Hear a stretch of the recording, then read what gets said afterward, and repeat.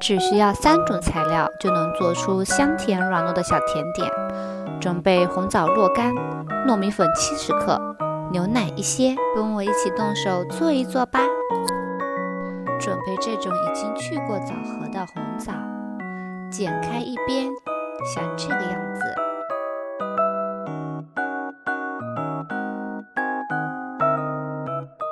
备70克糯米粉，将牛奶倒进去，注意牛奶要少量多次加入，这样才好控制糯米团的软硬程度。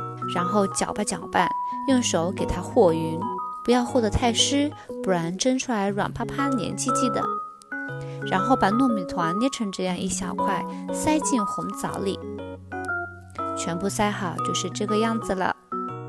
接着上锅蒸5到15分钟，香甜软糯的红枣糯米就出锅啦。我给它起了个名字，叫做开口笑。你看，牛奶的香味夹杂着红枣的甜，吃起来软软糯糯的，好吃又健康。